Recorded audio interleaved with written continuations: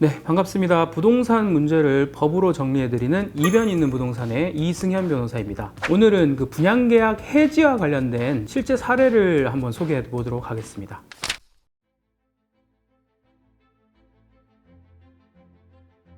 민법의 원칙상 계약금 10%를 다 지급한 상태에서 계약금을 포기해야지만 이제 해제를 할 수 있다. 즉 거꾸로 얘기하면 계약금을 10% 내지 않았으면 그 상태에서는 해지를 할 수 없다는 게 기본적인 법리이긴 합니다. 하지만 그것만이 언제나 100% 적용된다고 볼 수는 없고, 개별적인 어떤 계약서나 구체적인 어떤 사정에 따라서는 10%가 꼭 들어가지 않았다 하더라도 이 계약을 깰 수 있는 어떤 여러 가지 사유가 있을 수가 있어요.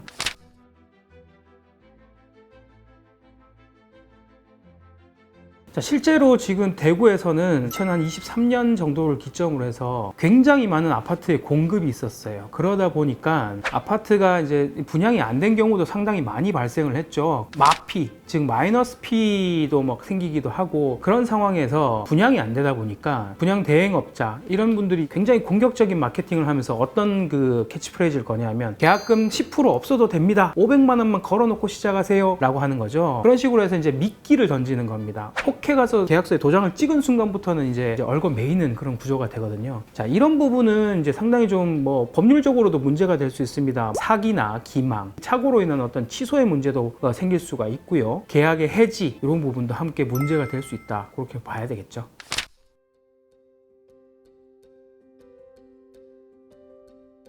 가장 결정적인 부분은 계약서상 해지 사유가 규정되어 있는 부분에서 해당 당사자 경우에서는 해지가 가능한 상황이었습니다. 즉 계약금이 한 5% 아니면 10% 미만의 금액이 들어가 있는 상황에서도 해지를 할 수 있었던 계약상 어떤 정당한 사유가 있었어요. 대부분의 경우는 잘 인정이 되지 않는데도 이 사안에서는 드물게 인정을 받을 수가 있었고, 저희가 그 부분을 굉장히 집요하게 물고 늘어지면서 분쟁을 했었거든요. 두 번째 부분은 계약서를 쓰고 난 다음에 이거 아니다 싶었을 때는 최대한 빨리 대응해서 내 계약 해지 의사를 빨리 밝히는 게 또 일종의 하나의 또 중요한 부분이라 하겠습니다.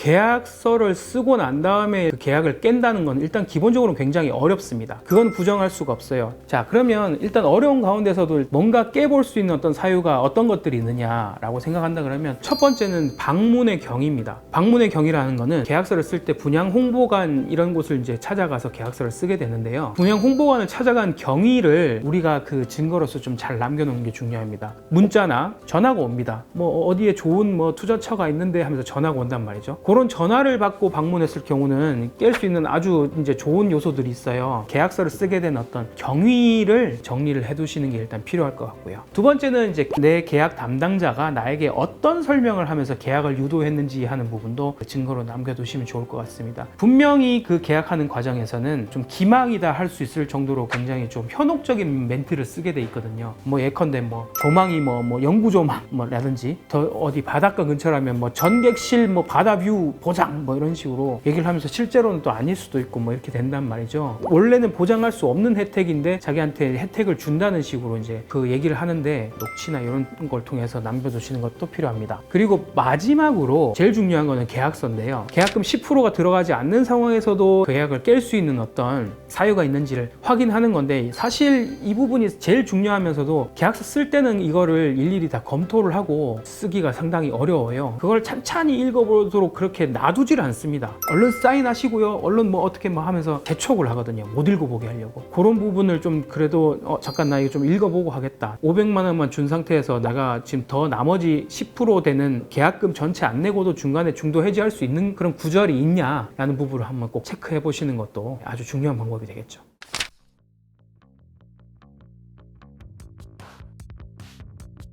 제일 먼저 조언 드리고 싶은 거는 무조건 빠른 상담을 거치시는 게 좋습니다. 경우에 따라서는 그 방문 경위에 따라서 아주 좋은 방법이 있어요. 그런 경우가 본인에게 해당되는지 여부를 판단하려면 그건 전문가의 상담을 받는 게 가장 빠른 길이고, 저는 무엇보다도 빠른 대응, 이게 가장 중요하다고 생각을 하니까 지금 혼자 머리 이렇게 싸매지 마시고 빠른 상담을 받아보시는 걸 권해드립니다.